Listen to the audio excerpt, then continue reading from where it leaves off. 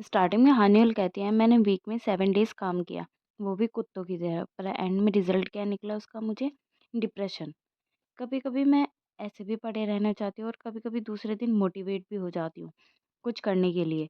अपने आप को चेंज करने के लिए कभी-कभी एक्सपेंसिव इनर सेट भी खरीदती हूँ कि शायद मुझे कुछ अच्छा लगे, पर दूसरे पल सब बर्बाद लगता है। कभी-कभी मैं दोबारा जॉब करना चाहती हूँ, पर दूसरे ही पल जॉबलेस भी रहना चाहती हूँ। सीन करंट में शिफ्ट होता है जहाँ वो एक-दूसरे को हग कर रहे होते हैं और जहाँ जंगवू हानियुल को कहता है कि मैं तुम्हें मिस कर रहा था। नेक्स्ट मॉर्निंग में हानियुल रेडी होकर जॉगिंग के लिए रेडी होती है, तो उसकी मॉम उसे जॉगिंग के फ़ायदे बताती हैं। तभी जोंगबू की न्यूज़ आती है टीवी पर कि उसकी नेक्स्ट हियरिंग 3 दिन बाद होगी। उसकी मॉम कहती हैं कि मुझे इस पर गुस्सा भी आता है, पर इसकी ये न्यूज़ देखकर सारा गुस्सा चला भी जाता है कि इस बेचारे के साथ हो क्या रहा है। हान्युल अपने मन में कहती है अगर वो सच्ची में इनोसेंट है तो बिना वजह उसके बहुत सफ़र करना पड़ रहा है। जोंगबू जॉगिंग करता है तो उसके पास डिटेक्टिव का कॉल आता है। जोंगबू उससे पूछता है कि फिंगरप्रिंट्स का कुछ पता चला? डिटेक्टिव कहता है फिंगरप्रिंट्स क्लियर नहीं है तो हम उसके लिए दोबारा री एग्ज़ामिनेशन को भेजा है और हम आपका क्लिनिक सर्च भी किया है हमने आपका, पर उससे हमें कोई हिडन कैमरा अब और नहीं मिला। हानिल कहता है प्लीज़ अगर कुछ इन्फॉर्मेशन हो तो प्लीज़ मुझे ज़रूर इन्फॉर्म करना। देन वो कॉल कट कर देता है। हानिल भी जॉगिंग करते हुए जंगू के पास आ जाती है और कहती है कि मैंने कल तुम्हें इसलिए हक किया था क्योंकि कल मेरे दिल ने कहा था, चलो बात करते हैं। मैं अपनी फीलिंग साइड में रखती हूँ और तुमसे ये पूछती हूँ, क्या तुम्हें पीटीएसडी है? तुम्हें नाइटमेयर्स आते हैं? और उस इंसिडेंट के बाद से तुम्हें गिल्टी महसूस होने लगा है? तुम डर रहे हो कि ये दोबारा होगा, ये तुम्हारा फ़ॉल्ट नहीं है। ये बस एक इंसिडेंट था और ये पेशेंट की गलती थी। जंगवू कहता है नहीं ये मेरी ही गलती थी। हानिल कहती है तुम्हें बताना चाहिए था और एक मैं थी जो सब बोल रही थी और कंफर्टेबल हो गई और मुझे कोई आइडिया ही नहीं था कि तुम पेन में हो और आज तुम फ्री हो तो चलो मेरे साथ। जंगवू पूछता है कहाँ? तो दोनों को हमें वाइन शॉप में दिखाते हैं और वो वाइन खरीद कर कहती है हानिल कि इसे एक ग्लास लेने से नींद अच्छी आती है और शायद तुम्हें आएगी भी। वो पजामा भी खरीदती है जिसे कंफर्टेबल नींद आए। फिर दोनों बेडशीट को धोते हैं। हानिल कहते हैं कि बेड को साफ रखने से भी नींद अच्छी आती है और हाँ, मैंने तुमसे यही कहा था कि मैं तुम्हें इंटरेस्टेड हूँ और हाँ, शायद मैं हूँ। जंगू शॉक हो जाता है और कहता है क्या तुम्हें इससे और अच्छा टाइम नहीं मिला था ये सब कहने के लिए? हानिल कहती है मैं कंफ्यूज्ड हूँ। जैसे इम्यून सिस्टम वीक हो जाता है ना और हम इन्फेक्टेड होते हैं, वैसे मेरा माइंड वीक है अभी। शायद इसलिए मैं तुमसे इन्फेक्टेड हो गई हूँ। जंगू कहता है कि तुम इंटरेस्टेड हो या इन्फेक्टेड? ये कुछ समझ में ही नहीं आ रहा। हानिल कहती है अजीब है ना, मुझे भी नहीं पता। शायद कुछ जल्दी ही मैंने तुम्हें अपनी फीलिंग्स के बारे में बता दिया। जंगू उसकी बातें सुनकर खुश हो रहा होता है। हानिल कहती है अभी सब साइड में रखते हैं क्योंकि तुम्हारे पास बहुत सारी चीज़ें अभी करने के लिए। 2 दिन में तुम्हारी हियरिंग भी है। तुम्हारे पास 3.8 बिलियन का कर्जा भी है और पीटीएसडी भी। पीटीएसडी को सबसे पहले रिजॉल्व करो और अपनी फीलिंग्स बाद में। फिर दोनों बेडशीट को निचोड़ते हैं। जंगू उसे मिस करने वाली बात कहता है और बताता है कि मैंने ऐसा क्यों कहा। चीज़ें बहुत मुश्किल हैं पर मैं लड़ रहा हूँ तुम्हारे साथ की वजह से। बस थोड़ा इंतज़ार करो मेरे लिए, फिर देखते कि हमारी दोस्ती स्ट्रॉन्ग है या इन्फेक्शन है, वीक इम्यून सिस्टम की वजह से या कुछ हमारी फीलिंग्स है। जो भी हो, मैं रेडी रहना चाहता हूँ। होंगरान घर आती है तो नामवादा बताता है कि वो मिस्टर रूफटॉप के साथ छत पर गई है। ते वो रिजेक्ट होने के बाद भी उससे मिलने गई है। नामवादा होंगरान को बताता है कि मिस्टर रूफटॉप ने उन्हें रिजेक्ट कर दिया। फिर वो उसकी दोनों की एक्टिंग करके दिखाता है जैसे उसने रिजेक्ट किया होता है। होंगरान कहते हैं कि ये हानियुल के साथ क्या फ्लर्ट कर रहा है या ऐसे रिप्लाई करके। हानियुल कहती है कि शायद होंगरान भी आ गई है नीचे, मैं जाती हूँ नीचे और अगर कभी नाइटमेट्स आए तो मुझे बताना, दोनों साथ में गो स्टेप खेलेंगे। जंगू हाँ करता है।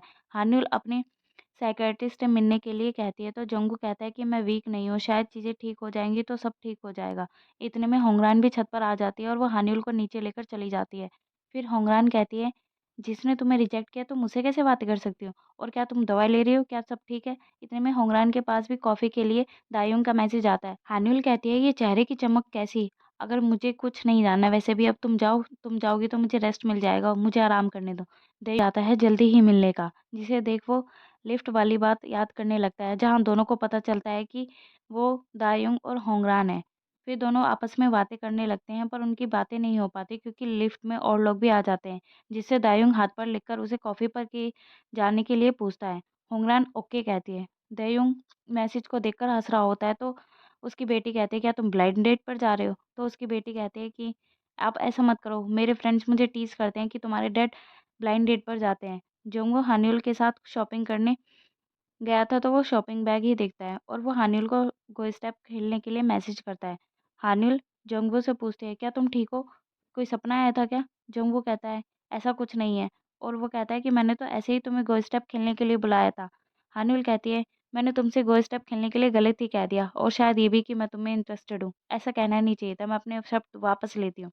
फिर जंगवो कहता है कि चलो मैं साइकियाट्रिस्ट के पास चलने के लिए तैयार हूँ, पर हाँ एक शर्त पर। हान्युल कहती है कि अगर तुम्हारा मन नहीं है तो मत जाओ, कोई तुम्हें फ़ोर्स नहीं कर रहा। जुंगू कहता है कि ऐसा नहीं है, मैंने एक बार सोचा था जाने के लिए पर मेरी हिम्मत नहीं हुई क्योंकि कोई साथ नहीं था ना मेरे। पर अब मैं चल सकता हूँ, अगर तुम मेरे साथ चलो, तो फिर बाद में हम खाना भी खाएँगे। हानिउल कहती है मैं जा रही हूँ और कोई खेल नहीं खेल रहे अब हम। जोंगू कहता है कि चलो मैं तुम्हें छोड़ देता हूँ। जोंगू फिर हानिउल को टॉर्च दिखाता है स्टेयर्स से उतरने के लिए। होंगरान का बेटा भी उसे रात को जगा देता है कि मॉम मुझे भूख लगी है। तो उसकी मॉम उसके लिए कुछ कुक करती हैं, फिर दोनों वो खाते हैं।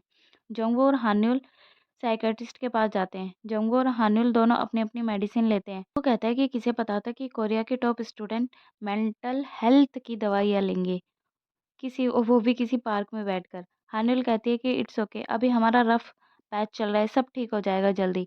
तभी हान्युल को 500 वॉन का कॉइन मिलता है सड़क पर गिरा हुआ, जिसे देख वो बहुत खुश हो जाती है और कहती है कि लाइफ में पहली बार मुझे ऐसे पैसे मिले हैं कभी। फिर वो मिले पैसों से बच्चों की तरह गेम खेलने लगती है, जहाँ उनके पीछे बहुत सारे बच्चे खड़े होते हैं अपनी टर्न का वेट करने के लिए। वो कहते हैं कि मैडम जाइए ना, हमें अभी खेलना है। जिस पर हानिल कहती है जाओ और पढ़ो। बच्चे कहते हैं कि आप जाइए, हमें भी खेलना है।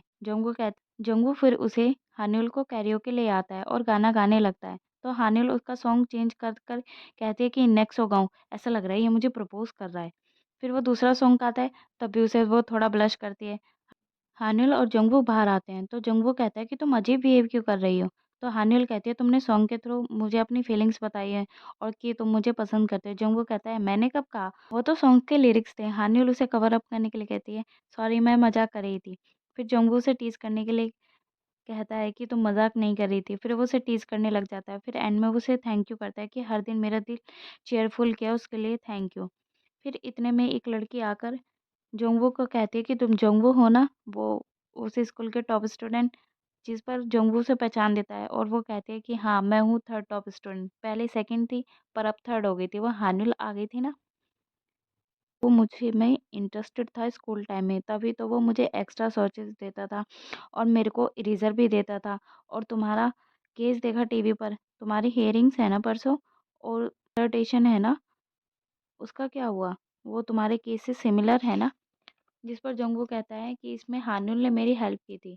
हानिल को सारी बातें सुनकर जोंगवू पर गुस्सा आ रहा होता है कि वो कैसे उसे हँस-हँस कर मज़ाक करने लग रहा है और वो उसके हँस-हँस कर मारने लगती है। थर्ड टॉप स्टूडेंट कहती है कि जोंगवू ने उन लड़कों को भी पीटा था जिन्होंने मुझे परेशान किया था स्कूल टाइम में। स्कूल के सीन में दिखाते हैं कि जहाँ वो कुछ बॉयज़ उस थर्ड टॉप स्टूडेंट की फ़ोटो खींच रहे हैं तो जोंगवू उन्हें रोकता है और उनसे फ़ाइट करता है। फिर टॉप स्टूडेंट कहती है कि मुझे उस दिन किसी हीरोइन की तरह फ़ील हुआ था। उस दिन बहुत-बहुत कूल था। हानिल का एक्सप्रेशन देखकर जोंगवू डरता है और कहता है कि लेट हो रहा है, चलो चलते हैं। फिर उसकी क्लासमेट कहती है हानिल से कि उसका नंबर तो चेंज नहीं हुआ ना, वही है ना, सोच रही हूँ उससे बातें करूँगी तो हमारी पुरानी फीलिंग्स वापस आ जाएँगी। जाते टाइम वो ट्रायल के बाद उनसे मिलने के लिए कहती है। तो वो जोंगवू हानिल के रिएक्शन देखकर क्लासमेट को बाय कर देता है। उसके जाने के बाद हानिल कहती है, तुम उसे खाने में सॉसेज देते थे और मुझे बेल पेपर, तुम्हें तो पनिश करना चाहिए। फिर वो जोंगवू को हिट करती है और चली जाती है। हानिल कहती है, मुझे पुराने क्लासमेट के सामने जॉबलेस की जगह जेलिसी क्यों फील हो रही थी। जोंगवू कहता है कि मैंने कब उसे सॉसेज दी और इरेजर दी। वो याद करता है तो मोगियन और चायुंग उसे सॉसेज मांगते हैं तो वो उसे दे देता है। जब नेक्स्ट रो में हानिल आती है तो वो उसे बेल पेपर देता है बस और ध्यान नहीं देता। तो थर्ड रो में वो थर्ड टॉप स्टूडेंट होती है तो वो ऐसे ही उसे सॉसेज दे देता है। जब वे स्टडी करते हैं तो हानिल के पास इरेजर नहीं होती तो जोंगवू उसे अपनी इरेजर देने के लिए कहता है और उसके सामने दिखावा करता है कि वो अपनी इरेजर काट कर उसे देता है। फिर वो एंड में एक छोटी सी इरेजर देकर उस पर हँसता है और कहता है कि ये लो इरेज़र। फिर वो हानिल को चिढ़ाने के लिए वो थर्ड टॉप स्टूडेंट को अपनी इरेज़र दे देता है पूरी की पूरी। फिर वो कहता है क्या वो इसके लिए कह रही थी कि मैं उसमें इंटरेस्टेड था? हाँ, किसी के होने का शक होता है। फिर से हमें किसी स्ट्रेंजर को भागते दिखाते हैं। नेक्स्ट मॉर्निंग हानिल न्यूज़ देखती है जोंगवू की नामवादा आता है और कहता है कि कितनी अनोइंग है। तो हानिल जाने लगती है तो नामबता कहता है, तुम क्यूरियस नहीं हो कि मैं किसके बारे में बात कर रहा हूँ और क्यों कर रहा हूँ? हानिल मना करती है। नामबता कहता है, तुम्हें सुनना पड़ेगा क्योंकि तुम एक अच्छी लिसनर हो। मैं एक लड़की को पसंद करता हूँ और वो भी मुझे करती है। तो तुम उसे डेट पर लेकर जाओ, क्या हुआ? तो नामबदा कहता है कि मेरे पास जॉब नहीं है और एक और प्रॉब्लम है कि मैं जिस लड़की को स्कूल में पसंद करता था, वो उसी की बेस्ट फ्रेंड है। अब वो जेलस है, तो अब मैं इसमें क्या करूँ? अब चाइल्डिश बन रही है और जेलस भी हो रही है। ये तो सब पास्ट में था ना, और हम तो रिलेशनशिप में भी नहीं थे। फिर हानिल उसकी बातें ध्यान से सुनने लगती है। हाई स्कूल की चीज़ों पर जेलस होना अजीब है ना? हानिल कहती है, हाँ शायद। फिर नामबदा कहता है, थोड़ी तेज़ आवाज़ में, वो पागल है। हानिल कहती है, रूड मत हो, शायद उसका कोई रीज़न होगा अपना। हानिल अपने अंकल के रेस्टोरेंट में आती है तो कस्टमर उनसे कंप्लेन कर रहे होते हैं। तो अंकल हानिल को बताते हैं कि एक इन्फ्लुएंसर आई थी, मैंने उसको भी नॉर्मल ही ट्रीट किया था अपने बाकी कस्टमर की तरह, पर शायद उसको थोड़ा एक्स्ट्रा सर्व कर दिया था मैंने खाने में। तो कभी-कभार तो हमसे हो जाता है क्वांटिटी ऊपर-नीचे, कभी ज़्यादा, कभी कम, सेम कभी नहीं रहता। तो कस्टमर को लगा कि हमने उन्हें कम स्पेशल ट्रीटमेंट दिया है और उसको ज़्यादा स्पेशल ट्रीटमेंट दिया है। हम कहती हैं, वो कम फूड को लेकर परेशान हो गई, बताओ। फिर हान्युल अपनी बात सोचती है बेल पेपर वाली। हान्युल कहती है, शायद वो कम फूड से नहीं, अपनी कम अटेंशन से गुस्सा हो गए होंगे। मॉम कहती हैं, तो उन्हें ऐसे हिट नहीं करना चाहिए था ना। फिर हान्युल अपना सोचती है कि उसने भी जोंगवू को ऐसे ही मारा था। अंकल कहते हैं, जाओ तुम आराम करो, और हान्युल कुछ डम्पलिंग्स पैक करा कर ले जाती है। फिर वो डम्पलिंग प्रैक्टिस करती है जोंगवू को, तो जोंगवू पीछे से आकर उसे पूछता है, ये क्या कर रही हो? तो हान्युल उसे डम्पलिंग्स देती है और कहती है कि चलो साथ खाएं। देयुंग कॉफ़ी के लिए मिलते हैं। होंगरान कहती है कि वैसे तुम मुझे कैसे जानते हो? देयुंग कहता है कि मैंने 3 महीने पहले एक यूट्यूब चैनल शुरू किया था। मैं जंगवो की तरह कॉपी नहीं करना चाहता था। तुम तो जानती होगी शायद जंगवो को। बस बोर हो रहा था लाइफ में, तो मैंने एक यूट्यूब चैनल शुरू किया। तो एक दिन मुझे किसी ने सब्सक्राइब किया। फिर एक दिन सेम नाम वाली लड़की ने मुझसे ब्लाइंड डेट के लिए पूछा था, और उसका नाम था ली होंगरान। ली होंगरान कहती, क्या?